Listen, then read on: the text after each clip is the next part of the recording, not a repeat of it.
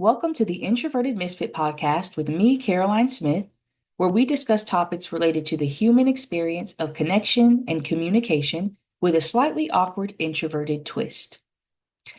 In today's podcast episode, we are going to explore the different types of introverts, including two broad categories and four more specific categories, and we're going to dispel 7 common misconceptions about introverts. Just like not all extroverts are the same, not all introverts are the same either. But sometimes labels like introvert and extrovert can cause us to create false assumptions about each other, like the following. Extroverts just like superficial conversations and surface level relationships. Introverts are always making everything into some sort of deep conversation. Extroverts just don't know when to be quiet and let other people have the floor. Introverts must just hate everybody because they don't seem to want to talk to anyone. Misconceptions like these often do more harm than good in both our personal and professional lives. But I think if we could all learn to have some compassion and understanding for each other's natural tendencies, the world would be a much better place. So, I'm hoping this podcast episode will successfully explain to both introverts and extroverts alike that not all introverts are the same and we are not all interested in the exact same things, although we may have similarities, and we don't have to force ourselves into certain labels just because we think we're supposed to fit in some sort of box.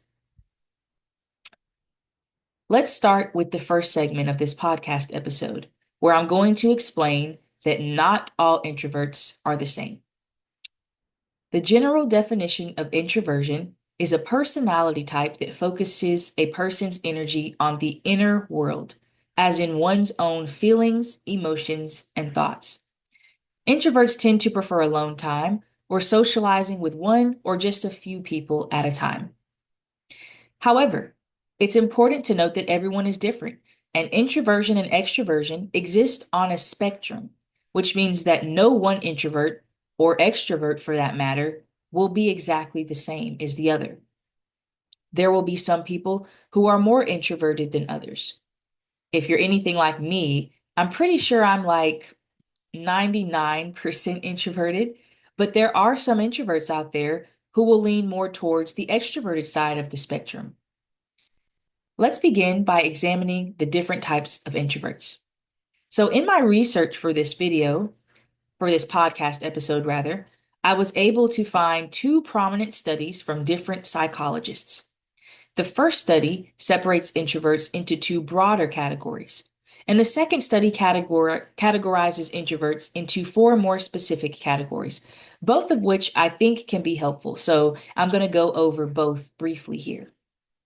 Let's start with the 2 broad categories, type A and type B. In the academic journal Introversion, a misunderstood individual difference among students, written by the late Dr. Arnold Hingham, Hingham defines 2 broad categories of introverts, specifically among students who he's observing in school, including those who are self-sufficient, confident, and self-actualizing, type A, and those who are shy, withdrawn, and have a low self-concept, type B.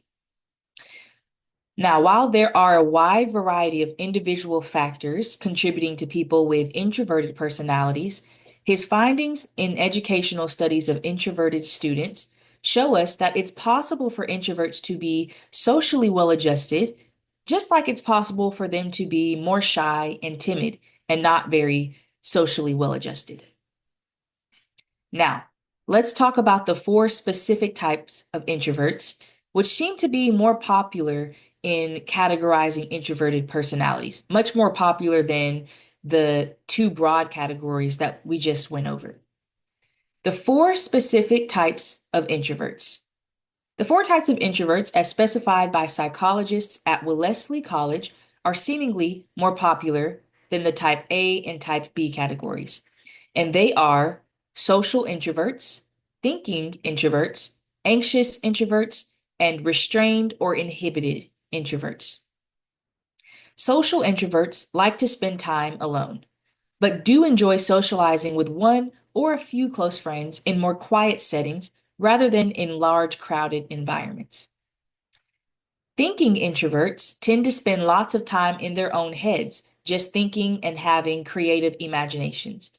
So these would be known as your daydreamers. Anxious introverts prefer being alone not only because they like it, but because they often feel awkward or shy around people. I also think it's possible that people can choose to be more introverted because they feel awkward or shy around others, even though they may actually be more extroverted in nature, but they're just behaving more introverted because they're not comfortable socializing with people. Restrained or inhibited introverts tend to think before acting. They may take longer to take action on something and aren't likely to make a decision on a whim. Personally, I think the need to create all of these different labels of introverts is much more helpful for psychologists than it is for everyday introverts like you and me. But anyhow, I'd love to know which type of introvert do you think fits your personality best? Let me know in the comments of this podcast episode on whichever platform you're tuning in on. And that can include the two broad types of categories and or the four more specific and more popular categories that we just went over. I think you can be more of one specific type than the other, or you can be a combination of the different types. But who knows? You might even you might even have some more extroverted tendencies that come out once in a while, because remember, introversion and extroversion exist on a spectrum. So you are not obligated to be, stuck in a label for the rest of your life or in different aspects of your life.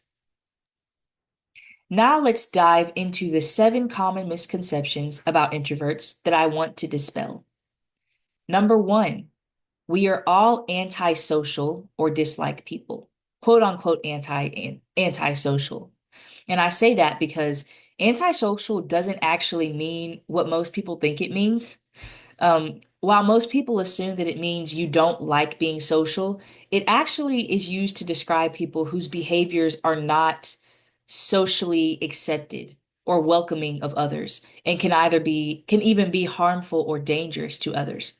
So that includes behavior like yelling, screaming, pushing, and generally just being a jerk and not caring about how other people perceive you.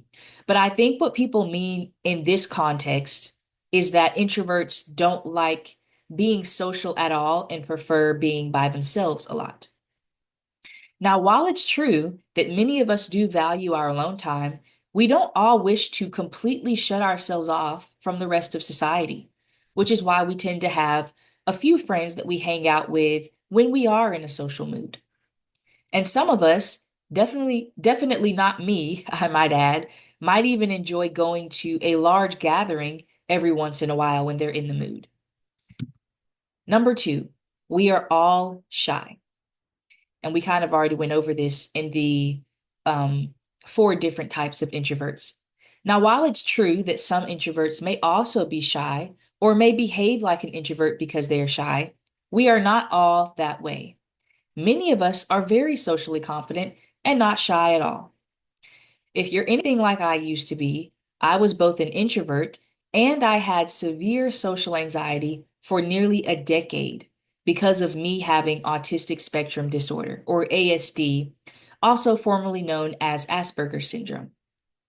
So for me, it took me a lot of time to eventually overcome my fear of socializing with people.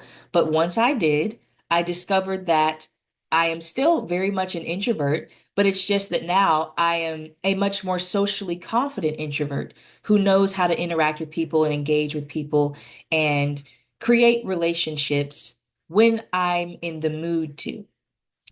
I think it might be helpful for you to know some of the science behind what contributes to shyness.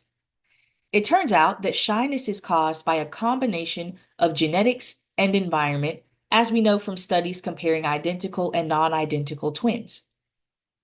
One study in particular sought to examine the genetic and environmental contributions to shyness throughout the school age period, and it was conducted on 553 twin pairs. Here were the conclusions from that study on shyness. The measures of shyness using teacher ratings were collected at 5 points in time from ages 6 to 12 years. And they found that on average, shyness was moderately stable over time, and the measured stability was almost entirely accounted for by genetic factors. Now, I don't know about you, but to me, that sort of stability and shyness that is accounted for by genetic factors kind of sounds like a genetic predisposition towards being introverted. But that's just my own words. That's not um, part of the study. I'm just throwing that in there as my own opinion. At age 6, genetic factors accounted for 44% of individual differences. And these early genetic factors also explained individual differences at all subsequent ages. Non-shared environmental factors, i.e., environmental factors that are unique to each participant, explain most of the individual differences at single points in time, at a factor of 51% to 63%. And it did not account for the stability of shyness, which is an important key.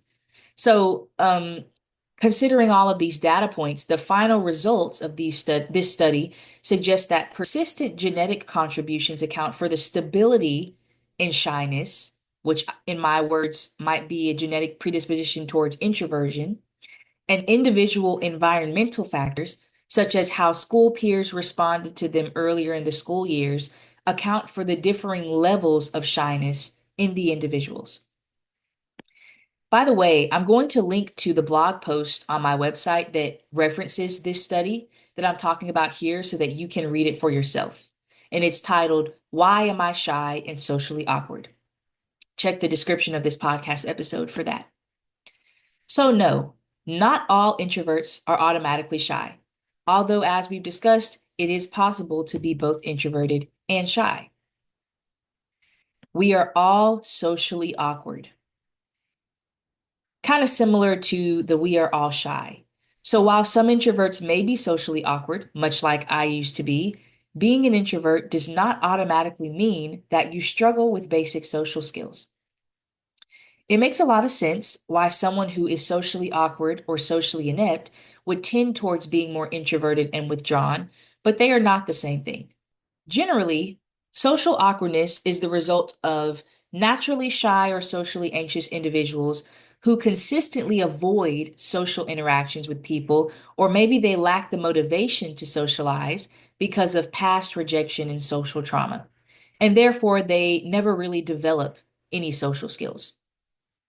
Now, like I just mentioned, the source of my struggles with socializing and communicating were autism, which is more of a um, innate thing rather than something that's due to lack of practice. So it took me a little extra time and practice to improve my social skills.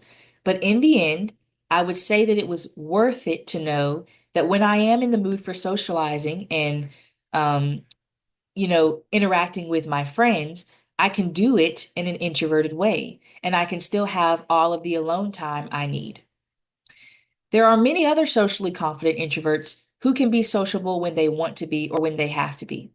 But if you are a socially awkward introvert, you might enjoy reading my blog post, 21 Behaviors That Make You Seem Socially Awkward. And that's just a blog post that gives you a really simple, well organized, straightforward explanation of the behaviors that you should be mindful of during your next social gathering. And I'm going to link to that blog post as well in the description of this podcast episode. Number 4, we are all deep thinkers or overthinkers. Contrary to popular belief, not every introvert is a deep thinker or an overthinker. Some people just prefer to do solo activities and socialize with a few people without everything having to be a deep conversation. I'm going to um, exercise some self-awareness here and tell you that I am definitely someone who makes everything a deep philosophical kind of thing. Even if I don't say it, I'm probably thinking about it in the moment or soon after the conversation is over. So at my core, I do have a deep perspective on pretty much everything, even something as simple as a flower blooming, literally. I've just learned how to control it.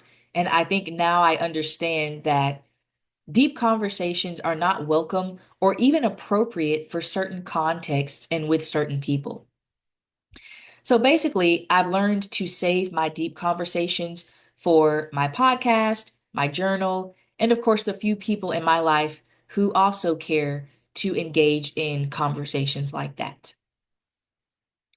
Number five, we all dislike extroverts. While it may be true that introverts and extroverts are motivated by and find fulfillment in different things, we don't all dislike each other. In fact, I think it's possible for introverts and extroverts to be friends, especially if both people share similar values and morals.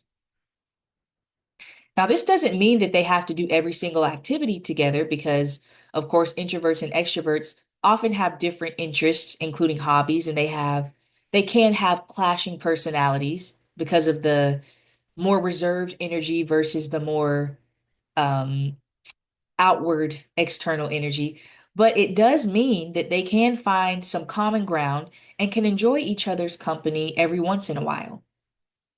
However, I think it's important to note here that just like two extroverts or two introverts may not enjoy each other's company, it's possible that an introvert and an extrovert may not enjoy each other's company for many reasons, including clashing personalities, just, regular old incompatibility. So, no one is obligated to like anyone else. Introverted, extroverted personalities aside, no one has to like you. And, on the flip side, you don't have to like everyone else that comes into your life. Not everyone is meant to um, be friends with everyone else, in my opinion. Now, if you're interested in talking a little bit more about that realm of this conversation, I talk about why I think both introverted and extroverted energy have a valuable role in society that contributes to keeping things in balance. In one of my earlier podcast episodes titled The Valuable Role of Introverts and in the Introvert Extrovert Balance. So I'm going to also link to that one. And I think you should listen to it once you have finished listening to this one. But basically, I make the point that introvert or extrovert, no one is more important than the other. And both personality types, although they are different, they have a value that has a place in larger society. And that I go into a much deeper discussion than what I just summed up there. Number six, we hate any type of small talk. Many introverts are known for enjoying deep conversations that go below the surface level. But this doesn't mean that all of us are vehemently against having small talk every once in a while. In fact, I don't mind it. I actually enjoy small talk sometimes just to connect with people around me and to let people know that I'm friendly and open to having a conversation. On the flip side of this one, I think many introverts can have a tendency to think that we are just not supposed to engage in small talk at all, um, even if we don't like it in the moment. But, I would argue that small talk has a time and a place, and it can actually be a gateway to deeper connections that can be really fulfilling for introverts. Think about it.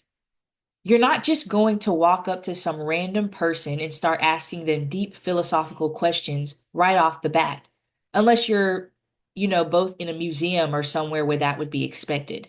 You're probably going to start with something small that can initiate a connection and potentially lead to something much more meaningful. Or maybe it won't lead to something more meaningful because I definitely have met people and have people in my life who, as soon as I try to go a little deeper on a topic, they are clearly uninterested. So I just have to let it go. But I still think that it's a good tool to have in your back pocket for all of the reasons that I just went over. Now, I completely understand that some of us prefer deeper conversations to surface level ones, especially in our closer relationships. But realistically, you're going to have to engage in small talk at some point, whether it's at church, at work, in your personal lives, in the airport, in the grocery store, or anywhere else in life. Now, if you are an introvert who is looking to brush up on your small talk skills, make sure that you download my free guide to small talk for introverts, which I will link in the description of this podcast episode. And lastly, number 7, we are all on the autism spectrum. Now, this misconception is a little less common than the other ones, but I have seen a few popular YouTube videos and other content out there on the internet that tends to group introverts and autistic people in the same category. So, as someone who is both autistic and an introvert, I think this one is worth addressing, especially on a platform like mine. So, while I admit that there is a lot of overlap between introversion and autism, they are not the same. Autism is a neurological disorder that affects people's ability to socialize and communicate in the way that most people do. And a common symptom of autism is the need for lots of alone time away from overstimulating environments. Introversion is not a disorder, but a personality trait of people or a personality type, describing people who focus their energy inwardly rather than externally, like extroverts. And although many may prefer alone time or time spent with just a few people sparingly, they do not necessarily have the same social difficulties that autistic people have. So that's really the key difference there. And besides, I've even met a few autistic people who I would describe as more extroverted because they really do enjoy being around other people quite a bit. It's just that their autistic symptoms might make it a little more difficult for them to do that frequently and at the level that they may want to. And that concludes the 7 misconceptions about introverts. We're all different, and there is so much more to our personalities than being an introvert or an extrovert. But if you happen to be one of those anxious and awkward introverts who struggles with shyness and social awkwardness, like I once did, how are people ever going to get to know you on a personal level if you're too scared to socialize with them? If you're ready to become a socially confident introvert without having to act like someone you're not, make sure you check out my one-on-one coaching services specifically for shy and awkward introverts. And this includes my signature 12-week program, Communicate with Quiet Confidence, which is a more extensive coaching program that helps you to become more socially confident without having to act extroverted. Or if you're not ready for that commitment, you can check out my Power Hour coaching sessions where we will begin your journey to overcoming your fears of socializing in just 1 hour. You can find those links in the description of this podcast episode, or you can go directly to theintrovertedmisfit.com and you can find everything you need to know there. And that is all for today's episode. As always, if you enjoyed this talk, please don't forget to hit that follow or subscribe button, leave a review and or comment whether you're tuning in on YouTube, Spotify, or Apple Podcasts, or wherever you get your podcasts from, and share this podcast episode with a friend. Thanks for listening and have a great day.